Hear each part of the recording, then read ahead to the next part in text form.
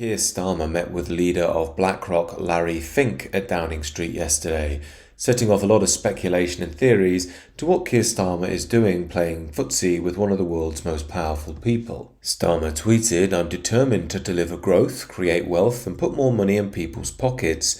This can only be achieved by working in partnership with leading businesses like BlackRock to capitalise on the UK's position as a world-leading hub for investment." Now, many people are quite sceptical of this because BlackRock have their fingers in about every pie going. As you can see here, they have investments in Apple, Microsoft, Amazon, Meta, Alphabet, Tesla. The list goes on and on and on. These are all huge companies. And some might say, well, what's the problem with that? We want to be doing business with the biggest people, don't we? Well, the problem is that BlackRock are so huge and powerful, they hold sway over the economic, political and cultural policy over whole countries, even whole regions. And as you might imagine, BlackRock are typical globalist liberals. That means neoliberal economics and liberal social policies informed by wokeism. That means they have the power to hold whole corporations and even countries to line, a whoopsie that Larry Fink let go in 2017. That's an investment criteria for you. Well, behaviors are going to have to change, and this is one thing we're asking companies. You have to force behaviors, and at BlackRock we are forcing behaviors. 54% of the incoming class are women.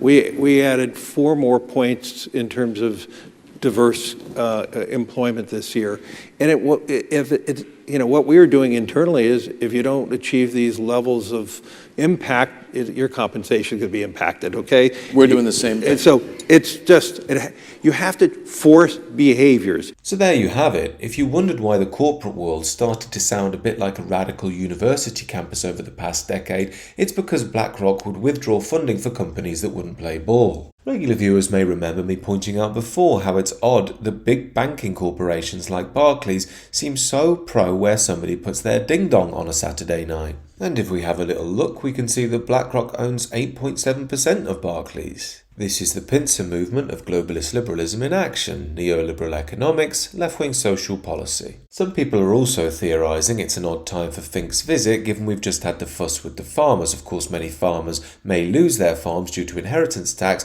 and BlackRock has been buying up food production technologies across the Americas to essentially control the future food supply in America.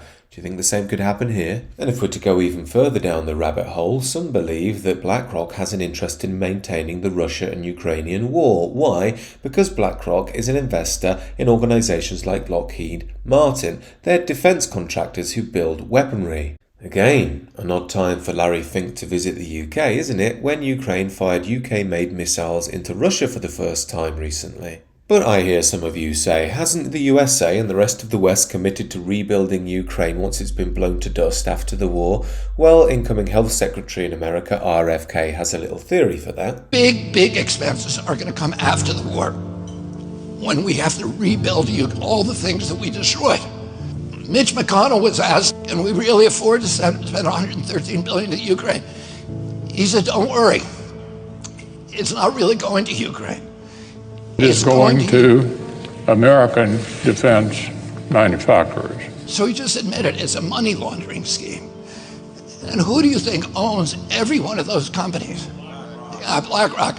So Tim Scott, during the Republican debate, said, don't worry, it's not a gift to Ukraine, it's a loan. Why do they call it a loan? Because if they call it a loan, they can impose loan conditions. And what are the loan conditions that we impose on? Number one, an extreme austerity program, so that if you're poor in Ukraine, you're going to be poor forever. Number two, most important, Ukraine has to put all of its government-owned assets up for sale to multinational corporations, including all of its agricultural land, the biggest single asset in Europe. It's the breadbasket of Europe.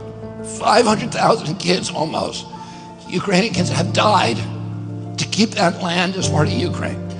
They almost certainly didn't know about this loan condition.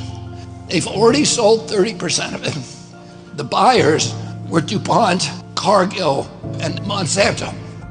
Who do you think owns all of those companies? Yeah, BlackRock. And then in December, President Biden gave out the contract to rebuild Ukraine. And who do you think got that contract? BlackRock.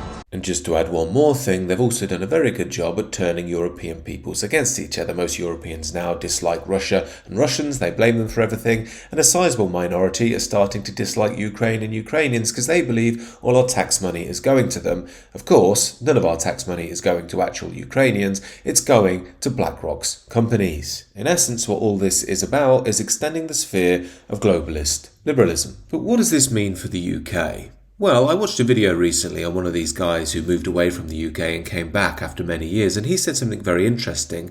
He said the modern UK to him is a poor country with one very rich city in the middle. And let's be honest, even London isn't really a rich city. What it really is has got pockets of extreme wealth like Canary Wharf and Central and West London, but the vast majority of it just kept ticking over by an immigrant class that's been shipped over. Most British people have left for the countryside to try and restore some part of England. Now, while some people are suspicious of Keir Starmer for this, to be honest, I think this is completely expected. We have to understand we're not ruled by leaders, we're ruled by caretakers who do the bidding of the globalist liberal system. This is the power that the neoliberal globalist system has. But I don't think we should lose heart. I know we're essentially occupied at the moment, but I really do believe a bright future will come, and I'm going to make some content on that down the line. But in the meantime, do let me know what you think down below, and do consider subscribing to the channel.